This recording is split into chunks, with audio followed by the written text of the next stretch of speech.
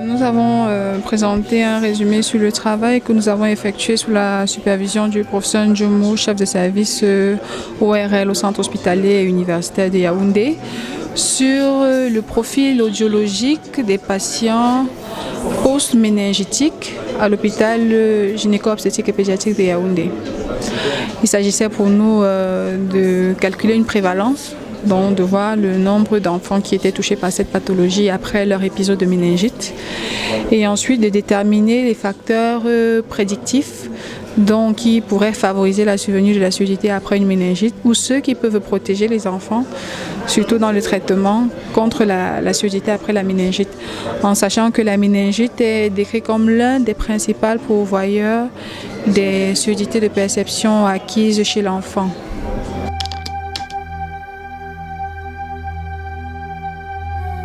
La surdité est assez prévalente dans notre échantillon, mais il faut noter qu'il y avait il y avait un biais de sélection. Pourquoi? Parce que les dossiers des patients compilés étaient ensuite contactés. Et on a remarqué que les parents qui venaient pour faire les tests de dépistage, notamment les potentiels évoqués auditifs, étaient ces parents-là qui avaient un doute sur l'audition de leur enfant suite à l'épisode de méningite. Et donc forcément, on a retrouvé des chiffres à 67%, ce qui est beaucoup plus élevé que les chiffres que le professeur Bonda, en 1995, avait retrouvé au nord, il avait retrouvé 25%. Mais il faut savoir qu'à l'époque, il n'avait pas réalisé des tests de PEA. Je crois que c'était beaucoup plus des audiométries tonales de dépistage, ce qui n'est vraiment pas adapté pour la population pédiatrique.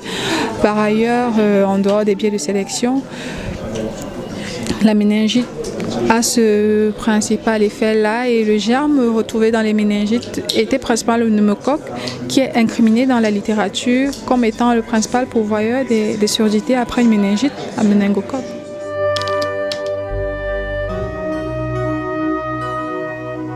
Oui, je le dis, oui. Au Cameroun, on peut déjà soigner la surdité.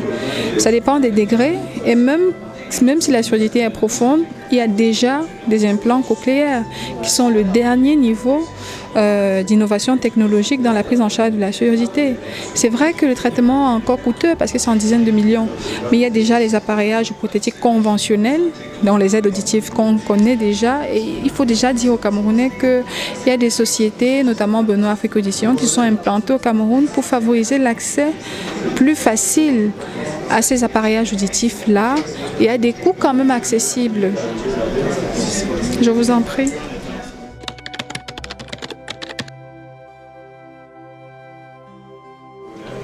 Ok, merci de l'opportunité que vous m'offrez de résumer ma présentation. Effectivement, j'ai présenté sur la toxicité que peut induire la kanamycine, qui est un médicament contre la tuberculose multirésistante, la toxicité qu'elle peut induire au niveau de l'oreille interne.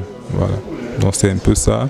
Alors il était question de prendre un pool de patients qui ont été mis sous ce traitement-là et qui avaient une audition normale, et puis de voir donc à quelle proportion la surdité allait apparaître au cours de leur traitement. Et donc les résultats que nous avons trouvés, c'est que à peu près 27% de ces patients-là développaient donc une surdité en cours de traitement. Voilà.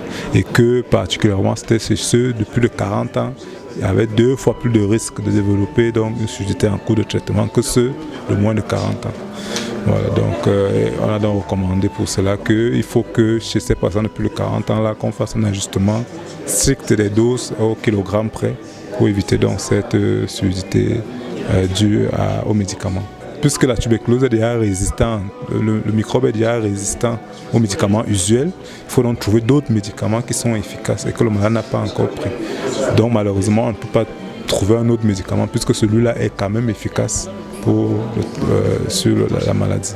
Déjà, ça c'est un résultat de notre étude qui montre qu'il faut faire attention chez eux, mais une cause qu'on peut expliquer, c'est parce qu'avec l'âge, déjà, on a un vieillissement de l'oreille interne. Donc du coup, leur oreille est déjà beaucoup plus sensible que l'oreille des patients plus jeunes. Et donc, s'il y a un médicament qui vient encore affaiblir l'oreille davantage, ils sont donc plus susceptibles de développer une surdité.